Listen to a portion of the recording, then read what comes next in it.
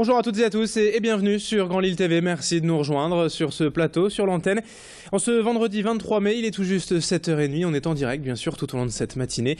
Et pour voir ensemble l'actualité du jour dans votre métropole lilloise avec en prime la météo et l'infotrafic après le journal.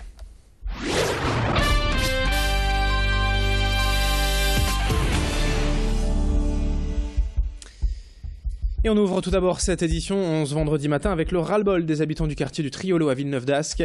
Ils se plaignent de l'insécurité régulière dans leur parking et stationnement des résidences. Depuis 3 ans, en fait, selon eux, leurs véhicules ne cessent de subir des actes de vandalisme répétés. Certains annoncent avoir déjà déboursé plus de 2 000 € cette année en réparation. Et d'autres n'oseraient même plus déclarer leur sinistre à l'assurance de peur de perdre leur contrat. Les habitants réclament donc une réponse de leur bailleur et surtout un droit à la sécurité, à la tranquillité. Vous voyez sur ces images, une réunion de conciliation a été organisée récemment et la mise en place de caméras de surveillance serait déjà à l'étude. De son côté, le bailleur Partenor n'a pas souhaité nous répondre. On écoute donc ces riverains de Triolo au micro de Macha Grunessen. C'est une responsabilité partagée, mais le bailleur, il y en a pour beaucoup, parce que ce sont des espaces privés, ce sont des espaces qui appartiennent au bailleur, et le bailleur a comme charge de sécuriser les espaces qui lui reviennent, étant donné qu'elles sont une propriété. Il peut en faire ce qu'il veut, donc les sécuriser, c'est a priori. En même temps, nous, locataires, nous sommes prêts à payer le coût. Aujourd'hui, nous ne contesterons pas que les sécurisations des parkings puissent représenter un coût, c'est normal, et représenter une charge, et nous sommes là pour assumer le coût de la charge. Une info en bref, mais à la une également de ce journal, l'appel à l'aide des parents de la petite Chiara. Il y a quelques mois, souvenez-vous, on vous présentait cette fillette âgée aujourd'hui de 2 ans. Suite à une malformation génétique, elle a dû subir une ablation de ses 2 reins et aujourd'hui, elle suit un traitement lourd en attendant une greffe. Les allers-retours à l'hôpital se multiplient et entraînent de nombreux frais. Alors pour sensibiliser le public à leur cause et aux dons d'organes, ils présenteront leur association le 5 juin prochain au cinéma Forever de Moucron dans une grande soirée spéciale. Les places sont à 5 € et disponibles dans les commerces affichés à l'écran avec un numéro de téléphone également ouvert pour tout renseignement. Dans l'actualité de ce vendredi également, on en parle depuis 10 jours maintenant, les salariés de Keolis sont en grève et ont décidé de poursuivre le mouvement d'ailleurs encore aujourd'hui.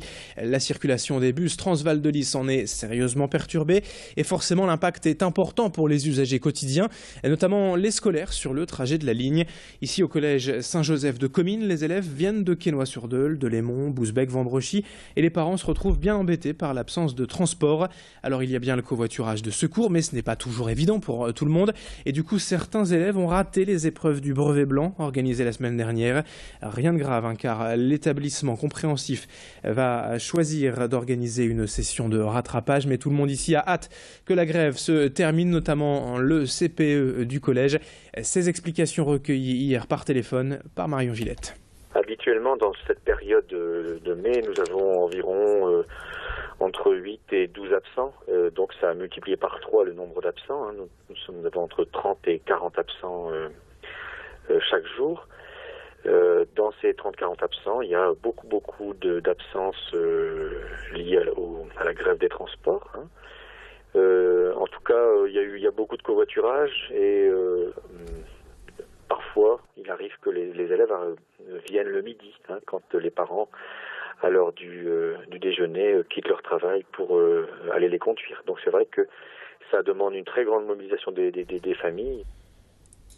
Et puis, retour sur le passage hier à l'antenne de Flo De Vos, le chanteur nordiste finaliste de la Nouvelle Star l'an dernier. Il s'était fait remarquer lors de l'émission Télé par sa voix. Son style y avait su conquérir le public, mais aujourd'hui, le jeune artiste cherche un producteur pour sortir son premier album. Flo a déjà sorti un premier disque, un EP de 6 titres l'été dernier, mais veut maintenant accélérer et sortir un album. Il lance un appel aux producteurs. Chez lui, tout est prêt, les morceaux, les musiciens pour l'accompagner. Et ne manque que le financement. Il était hier sur notre plateau. L'invité est d'Alexandra Gossin.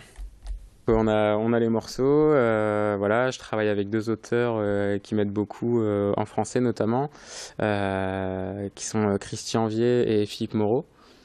Et donc je les remercie encore de me soutenir depuis le début parce qu'ils m'ont pris un peu sous leurs ailes pour faire les morceaux. Voilà, je compose toutes les mélodies et eux les paroles.